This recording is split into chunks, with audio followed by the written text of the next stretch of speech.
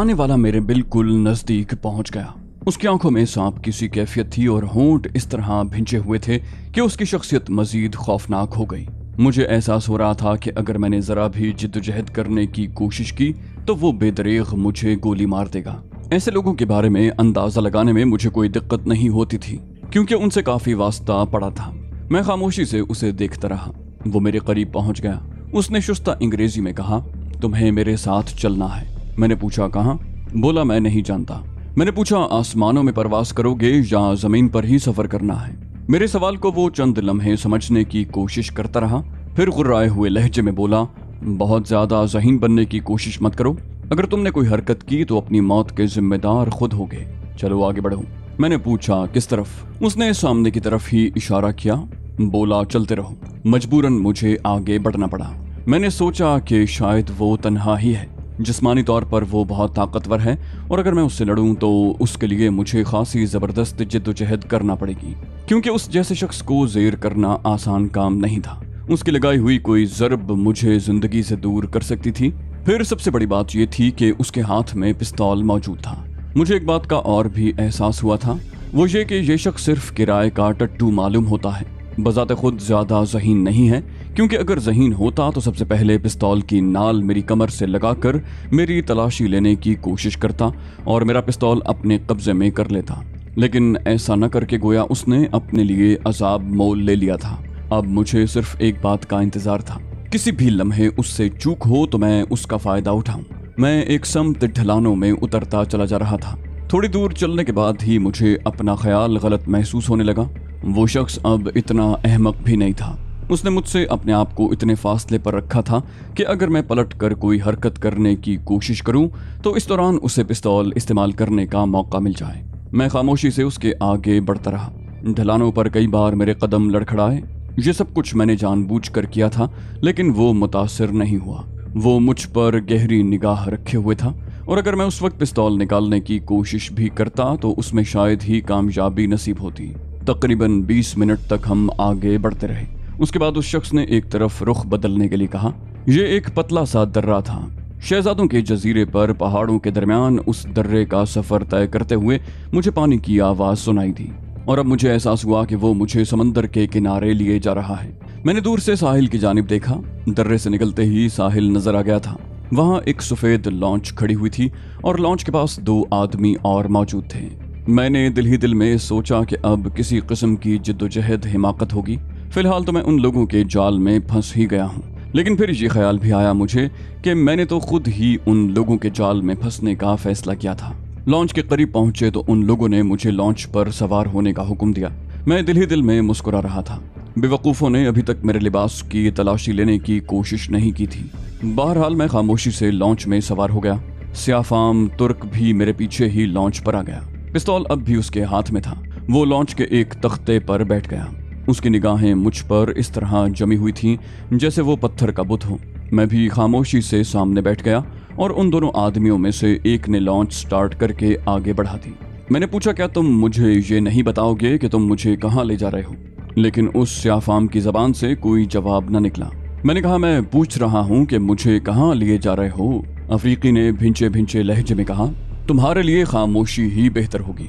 मैंने कहा, लेकिन ये खामोशी मेरा दिमाग खराब कर देगी। इस बार दूसरे आदमी ने, जो मुझसे कुछ फासले पर बैठा हुआ था, कहा, हमें दिमाग दुरुस्त करना अच्छी तरह आता है। मैंने तंजिया लहजे में कहा, खूब, तो तुम बोल भी लेते हो। मेरा तो ख्याल था कि तुम लोगों में से किसी के मुंह में जबान ही नहीं है। वो बोला, हमारी जबान खुलना तुम्हारे हक में सूदमंद नहीं होगा, समझे तुम? इसलिए खामोश ही बैठो, क्योंकि हमारी जबान के साथ साथ हमारे हाथ भी खुल जाते हैं। मैंने कहा, मैं चाहता हूं कि तुम अपने हाथ खोलो। वो बोला, तुम एक बात अच्छी तरह ज़हन नशीन कर लो, कोई भी लम्हा तुम्हारी मौत का लम्हा बन सकता है, इसलिए बहुत ज्यादा दलेर बनने की कोशिश मत किया करो, समझे? मैंने कहा, मैं जानता हूँ। वैसे तुम लोग अब तक मुझे कत्ल करने की कितनी कोशिशें कर चुके हो? उस शख्स ने मुताज्जिबाना अंदाज में कहा, हम लोग? मैंने कहा, हाँ तुम लोग। वो बोला, बेवकूफ बनाने की कोशिश कर रहे हो? ओ, मैं समझा, शायद बातों में उलझा कर कोई ऐसी कार्रवाई करना चाहते हो जो तुम्हारे हक में मुफीद साबित हो। ठीक है, कोशिश कर लो। यहाँ समंदर खासा उम्दा है। ये लॉन्च अगर तबाह हो गई तो उसके बाद तुम किसी खुश्क जगह नहीं पहुंच सकोगे। मैंने सवाल किया, खौफजदा हो मुझसे? वो शख्स अजीब से अंदाज में हंस पड़ा। बोला जो दिल चाहे कहते रहो, हमें सिर्फ तुम्हें एक मकाम तक ले जाना है। मैंने पूछा कहाँ? कम से कम यही बता दो। वो बोला बस बहुत ज्यादा फासला नहीं है, तुम खुद ही देख लोगे। मैंने कहा चलो एक बात और बता दो। वो बोला अजीब आदमी हो, मैं कहता हूँ खामोश रहो और तुम बकबक किए जा रहे हो। मैंने कहा अफसोस दोस्तों, मैं खामोश नहीं बैठ सकता। जबान ना चली तो फिर मेरे हाथ चलना शुरू हो जाएंगे, खा इसका नतीजा कुछ भी हो। मैंने कहा और उस शख्स ने स्याफाम की तरफ देखा। स्याफाम की आंखों में सुर्खी लहरा रही थी। उसने पिस्तौल को जुम्बिश देते हुए कहा, इसके बाद अगर तुम्हारी जबान से एक लफ्ज भी निकला तो मैं इस पिस्तौल की 6 गोलियां तुम्हारे सीने में उतार दूंगा। मैंने कहा तुम ऐसा नहीं कर सकते, मैं जानता हूँ। अगर ऐसा करना होता तुम्हें तो तुम वहीं उसी जगह मुझे कत्ल कर देते, इसलिए फजूल किस्म की अहमकाना धमकियां मत दो, मैं भी कोई बेवकूफ आदमी नहीं हूँ। स्याफाम उस दूसरे आदमी की तरफ देखने लगा जो लॉन्च ड्राइव कर रहा था। उसने गालिबन गैर महसूस अंदाज में स्याफाम को इशारा किया, फिर वो आहिस्ता से बोला क्या बकवास करना चाहते हो, करो। मैंने कहा इंतहाई बदतमीज आदमी हो तुम, मैं तुमसे शरीफाना लहजे में गुफ्तगू कर रहा हूँ और तुम। बोला खुदा के बंदे, क्या ये नहीं हो सकता कि तुम शरीफाना या गैर शरीफाना लहजे में गुफ्तगू करो ही ना? मैंने कहा नहीं, ये नहीं हो सकता। वो झल्लाए हुए लहजे में बोला तो बको तो सही, क्या बकना है? मैंने कहा क्या मैडम मरीसा तुम्हारी साथी थी? वो बोला कौन मैडम मरीसा? मैंने कहा वही बूढ़ी औरत जो मेरे पास मौजूद थी। वो शख्स कहकहा लगाकर हंस पड़ा। हंसते हुए बोला बूढ़ी औरत? मैंने कहा क्यों? वो बोला उसकी उम्र सिर्फ 21 साल है।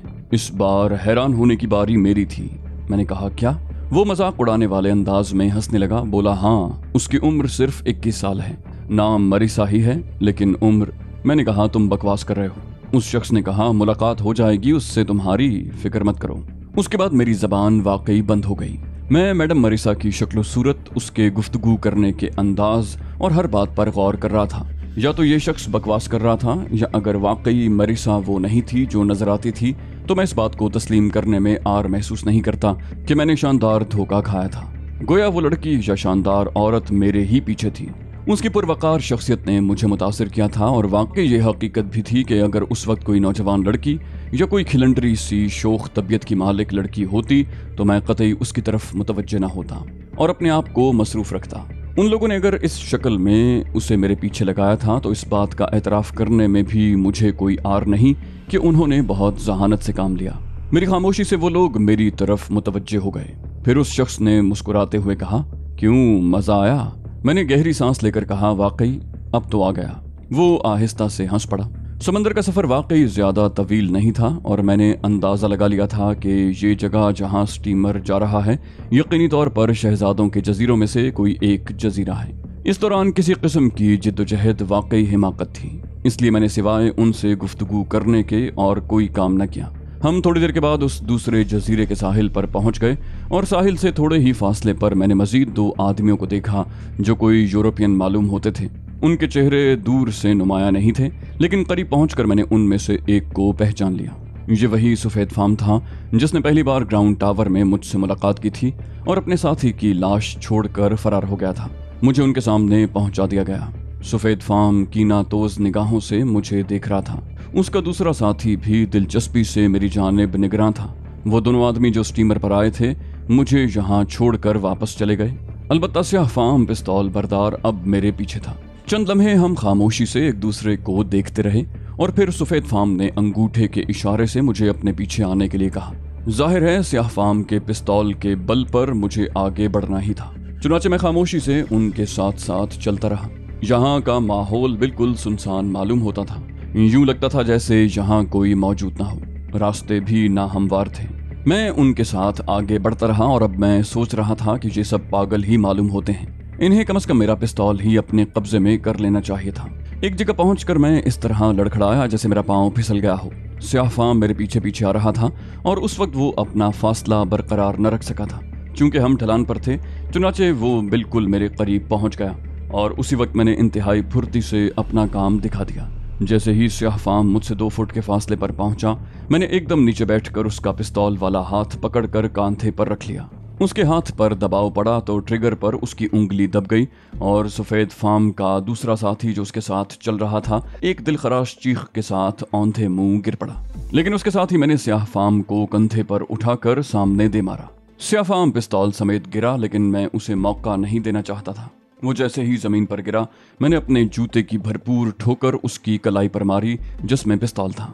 पिस्तौल उछल कर काफी दूर जा गिरा और उसके साथ ही स्याह फाम की चीख भी सुनाई दी। वो सफेद फाम जिसकी आंखों में मेरे लिए कीना तोजी के आसार नुमाया थे, वहशतज़दा अंदाज में पलटा, लेकिन मैंने उसे भी कोई मौका न दिया। मैं बर्क रफ्तारी से उछला और उसके सीने पर दो लत्ती मारने की कोशिश की, लेकिन वो भी चालाक आदमी था। मैं पहले भी अंदाजा लगा चुका था कि वो लड़ाई भिड़ाई का माहिर है, वरना होटल में इस तरह मेरे हाथों से निकल जाना किसी मामूली आदमी के बस की बात नहीं थी। इस अरसे में स्याह फाम भी एकदम से खड़ा हो गया और उसने पूरी कुव्वत से मेरी गर्दन पकड़ ली। उसकी उंगलियां आहनी शिकंजों की तरह मेरी गर्दन में पैवस्त थीं और मैं उनसे निजात हासिल करने की भरपूर जिद्दोजहद कर रहा था। दफतन मैंने दायां घुटना पूरी कुव्वत से उसके पेट में मारा। ये हरबा कारगर रहा। उसकी गिरफ्त जूं ही ढीली हुई, मैंने अपनी गर्दन छुड़ाकर उसे धोबी पाट लगाकर नीचे गिरा दिया। उसके नीचे गिरते ही मैंने पूरी कुव्वत से एक घूंसा उसके सीने पर रसीद किया। पसली टूटने की आवाज के साथ ही स्याह फाम दोनों हाथों से सीना दबाए हुए ज़िबा होते हुए बकरे की तरह बिलबिलाने लगा। मैंने वक्त जाया किए बगैर एक और हाथ रसीद कर दिया। वो बुरी तरह तड़प रहा था। उसके मुंह से खून की धार बह निकली। मुझे यकीन था कि उसका फेफड़ा फट गया था। मैं उसे उस अजियत से निजात दिलाने के लिए एक और हाथ रसीद करना चाहता था कि सफेद फाम ने मुझ पर छलांग लगा दी। हम दोनों गुत्थम गुत्था होकर एक गड्ढे में जा गिरे। दोनों ही के सरों में चोटें लगी। सफेद फाम के दोनों हाथों के अंगूठे मेरे नरखरे पर जमे हुए थे। उसने पूरी कुव्वत से मेरी गर्दन पर दबाव डालते हुए मुझे चंद लम्हे के लिए काबू में कर लिया। फिर वो गुर्राया, फाइल कहाँ है? जवाब दो। ये तुम्हारी जिंदगी का आखिरी वक्त है। इस वक्त झूठ बोलोगे तो तुम्हें कोई फायदा नहीं होगा। वो मेरे सीने पर सवार था। उसके बोझ और गले की गिरफ्त की वजह से मुझे अपना सांस रुकता महसूस हुआ। मैंने अपनी तमाम कुव्वत को मुज्तमा करके एक खास दाव इस्तेमाल किया और सफेद फाम उछल कर दूर जा गिरा। उसके साथ ही मैं भी उछल कर खड़ा हो गया। अब मेरी आंखों में भी खून ही खून था। मैं भूल गया था कि मेरा मकसद क्या है। बस मेरा मद्दे मुकाबिल मेरे सामने था। स्याह फाम शायद अब उठने के काबिल नहीं रहा था। उस शख्स का दूसरा साथी मर चुका था या मरने वाला होगा। जब कत्ल गारतगरी ही उन लोगों का मकसद बन गई है तो फिर मैं उससे गुरेज क्यों करूं? दूसरे ही लम्हे सफेद फाम ने शायद पिस्तौल निकालने की कोशिश की, लेकिन मैंने उसे इसका मौका नहीं दिया। मैं एक बार फिर फजा में उछला और मेरे जूते की भरपूर ठोकर उसके मुंह पर पड़ी। वो बुरी तरह पीछे गिरा, लेकिन उसके साथ ही वो उछल कर खड़ा हो गया और फुनकारता हुआ मेरी तरफ बढ़ने लगा। मुझे खाली हाथों से उसका मुकाबला करना था। चुनाचे मैंने कोशिश की कि किसी हमवार जगह पर आ जाऊं। मैंने एक लम्हे के लिए सोचा और फिर इससे कबल कि मैं गड्ढे के किनारे से उछलकर ऊपर जाने की कोशिश करता, सफेद फाम ने झुककर अपने पैर के करीब बंधे हुए एक खंजर को निकाल लिया। चौड़ा और मखसूस साख्त का खंजर उसके हाथ में था और उसकी निगाहें किसी खूंखार सांप की तरह मुझ पर जमी हुई थीं। वो गुर्राया, फाइल कहाँ है? जवाब दो, वरना यही गड्ढा तुम्हारा मदफन बन जाएगा। मैंने कहा, ठीक है दोस्त, सोचा तो ये था कि तुमसे तुम्हारे बारे में मालूमात हासिल करूंगा, लेकिन तुम मरना ही चाहते हो तो तुम्हारी मर्जी। बोला, क्या बकवास कर रहे हो? मैंने कहा, मैं सिर्फ ये जानना चाहता था कि तुम किसके लिए काम कर रहे हो।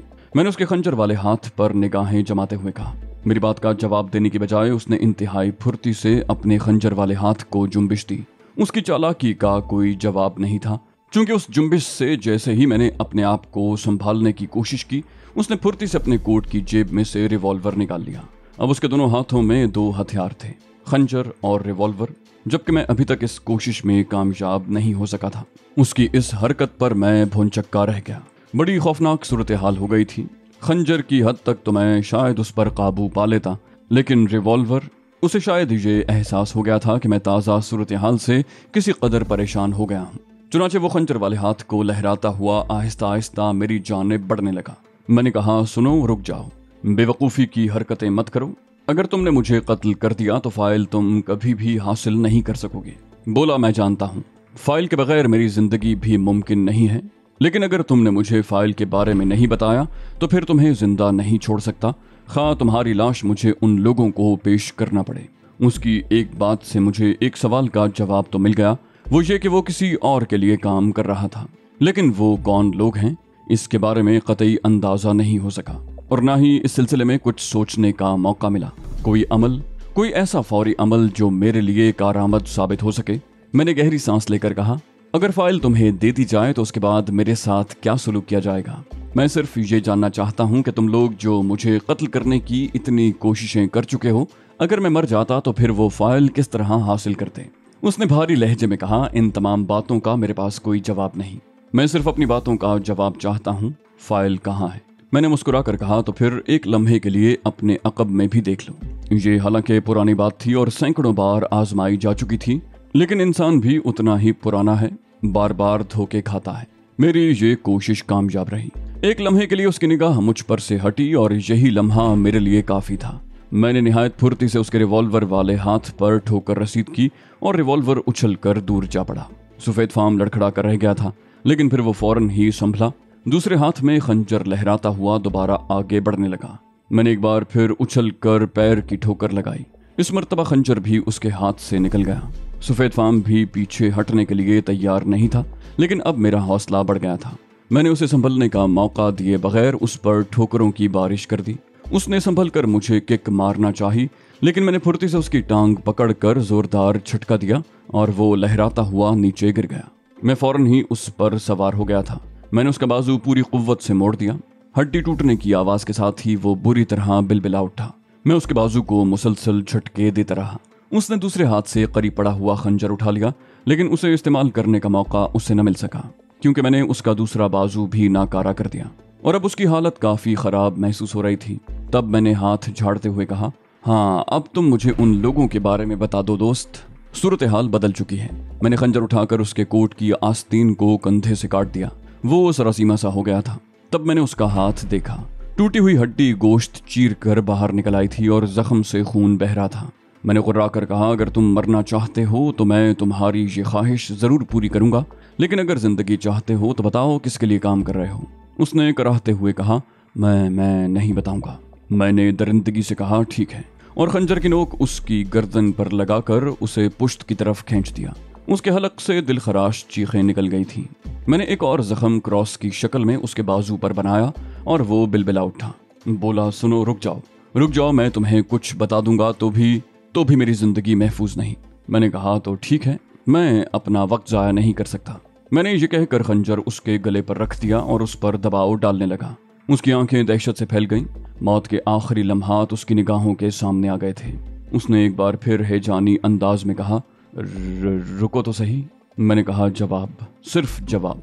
वो बोला, मैं हसन पाशा के लिए काम कर रहा हूँ। मैंने कहा, ये कौन है? उसके मुंह से निकला, ट्रिकोश बात। मैंने कहा, पूरा जवाब दो। वो बोला, हसन पाशा ट्रिकोश बात का मालिक है। मैंने सवालिया अंदाज में कहा, हसन पाशा का ताल्लुक किससे है? क्या ग्रीन पोल से है? लेकिन उसकी आवाज बंद होने लगी थी। उसकी आंखें चढ़ गई थीं और वो आहिस्ता आहिस्ता तशन्नुजी अंदाज में अपने बदन को जुम्बिश दे रहा था। एक लम्हे के लिए तो मैंने यही सोचा कि शायद वो अदाकारी कर रहा है, लेकिन न जाने क्या हो गया था। शायद तकलीफ से उसके दिल की हरकत बंद होती जा रही थी और चंद ही लम्हात के बाद उसका बदन बेजान हो गया। मुझे हैरत थी, बहुत सख्त हैरत थी। ऐसी तो कोई वजह नहीं थी कि वो इस तरह हलाक हो जाए। मैं चंद लम्हात सोचता रहा और फिर मैंने जहरीले लहजे में कहा, अगर तुम अदाकारी कर रहे हो तो तुम्हारी ये अदाकारी तुम्हारी जिंदगी का आखिरी टच साबित होगी। लेकिन मेरे इस जुमले पर वो कुछ ना बोला। मैंने चाकू की नोक उसकी गर्दन की शहरक पर जोर से दबाई, लेकिन कमबख्त ने अपने आप को बेहिस्सो हरकत रखा। अलबत्ता मुझे इसका अंदाजा नहीं था कि उसका खंजर इतना तेज है। शहरक कट गई थी और उससे खून बहने लगा था, लेकिन खून के बहने की रफ्तार इतनी सुस्त थी कि मुझे अफसोस होने लगा और अब वाकई मुझे यकीन हो गया था कि वो मेरे खंजर के इस्तेमाल से पहले ही मर चुका होगा।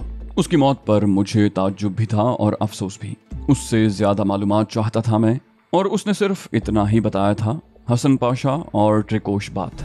ये दोनों चीजें मैंने अपने जहन में महफूज कर लीं और फिर उसके दिल की हरकत पर गौर करने लगा। वाकई उसका बदन बेजान था। थोड़े ही फासले पर उसका साथी पड़ा हुआ था। स्याह फाम साथी भी बहुत देर पहले खत्म हो चुका था। बड़ी अजीब सी सूरत हाल पेश आ गई थी। मैं चंद लम्हात कुछ सोचता रहा और फिर उस गड्ढे से निकल आया।